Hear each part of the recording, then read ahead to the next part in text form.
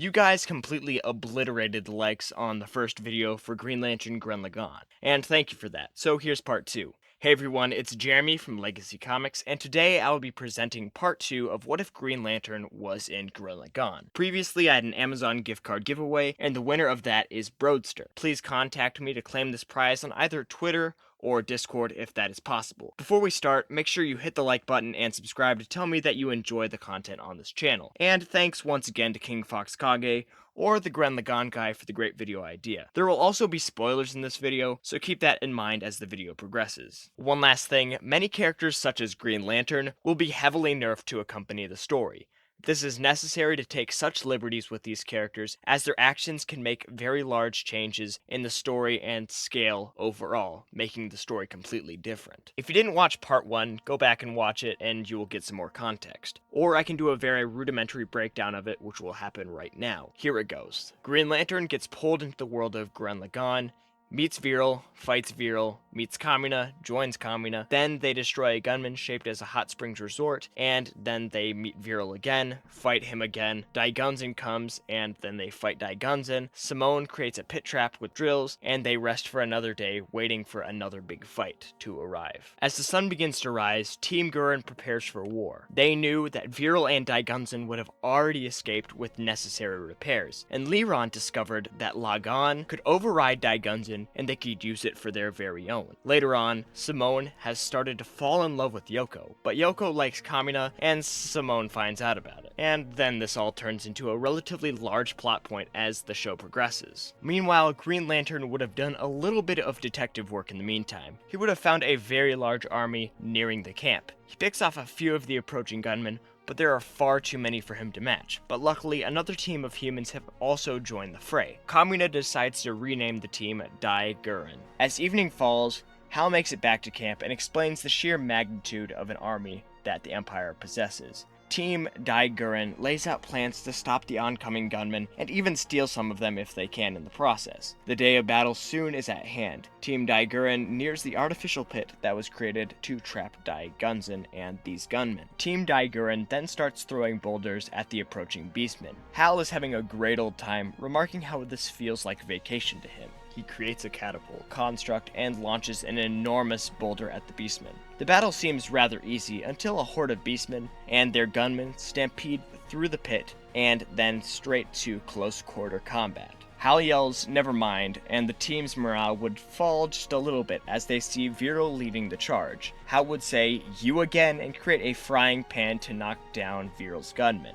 Viral would soon quickly get back up and smack Hal to the ground. Kamina stands as a decoy for Simone as he quickly emerges from the mountain. He attempts to take over Daigunzen. After a little while, Simone attempts to take over Daigunzen, but he is not focused and does not possess the willpower to do so. Kamina makes a break for Simone, and Hal assumes the position of Kamina, developing a makeshift gunman construct to battle Viral. Kamina boards Daigunzen after he runs full blast, then he jumps right onto Lagann, punching Simone right in the face and yells, "Grit those teeth." After a quick talk, Simone is once again confident because of the words Kamina said. Hal and some of the others call out saying something similar to, "Are you guys done yet?" Simone successfully fuses Daigunzen, and Kamina proudly walks back to his Gurren. As he sits back onto his chair, a very bright blue light blasts him and knocks him off Daigunzen, causing significant damage. Viral jumps out and Kamina throws the sunglass-looking thingies at him, incapacitating him. On Daigunzen, Timelf has exited with his own personal gunman in an attempt to finish Kamina. As one last move, despite the damages, Kamina creates the most powerful drill this far, Giga Drill Break, destroying Timelf. Timelf says the Spiral King will have his revenge. No one is really understanding or knows anything of the Spiral King, aside that he is really just in charge. Kamina sits there, nearing death, and he turns on his comms only to Simone. He tells him to stay strong, and to believe in the Kamina that believes in him. The comm goes silent, and Simone starts to cry. Kamina died, saving everyone,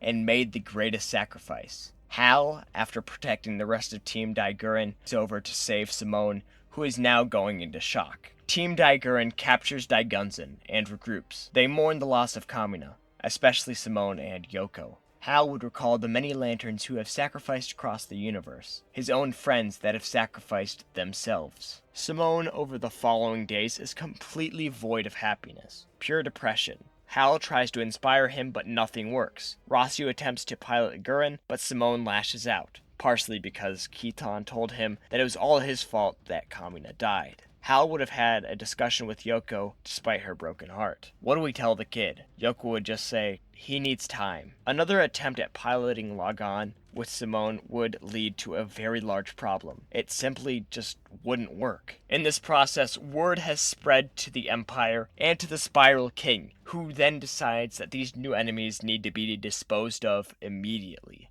Adine volunteers to destroy Gurren on behalf of Timelf. Another battle with more gunmen would soon ensue. Rossio and Simone try to stop the onslaught of gunmen, but Lagann decides to act up once again and splits apart, throwing Simone into a ravine. Hal separates from his position to the vulnerable Rossio. He says, not again. Simone tries to control his gunman in the ravine, but it continues to sputter and not work properly. It consequently finds a strange white capsule. He grabs the drill around his neck and unlocks the capsule. A very pale female emerges from the box. She's very confused and questionably states that there are more like her. The girl claims that her name is Nia. She is very pretty, but Simone is caught completely off guard. A gunman is able to sneak up upon the two. Luckily, Hal, Keaton, and Yoko are there to save Simone and Nia. As they return home, Simone's depression is once again setting in. Nia attempts to reason with him and tell him to cheer up. He saved her from the gunman, but he insists it was only Hal, Yoko, and Keaton. Keaton also then starts to call into question where this Nia person even came from in the first place.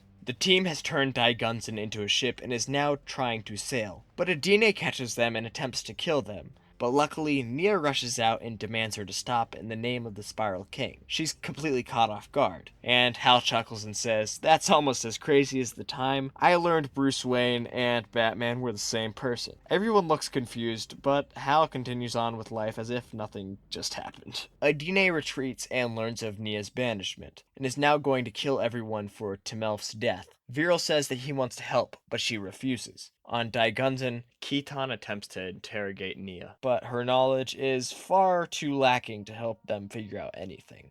Afterwards, Nia learned more about Bro, or Simone's other name for Kamina. She understands why people hate her, and she's very understanding. She confronts Simone, who's even more depressed. He explains how Kamina was always there for him and helped him do great things. But Simone once again tells her that he can't do anything without Kamina. Nia disagrees with this, but is interrupted by Adine, who is there for war. Nia yells that the humans did nothing wrong. Adine once again disagrees with this and tells Nia that her father threw her out. As Adine has had it with all the talk, she tries to attack Nia, but surprisingly, Simone runs out to save her. His courage is back, but will it be enough to defeat Adine or the Spiral King? Well, we'll have to wait for part 3, so make sure to like the video. If you like the video, make sure you leave a thumbs up and make sure to subscribe and share the video with your friends. Also, you can turn on that notification bell if you want to be alerted for the next time I post a video. Finally, make sure you put your questions, ideas, and thoughts down in the comments below. This is Jeremy from Legacy Comics, signing out. See ya!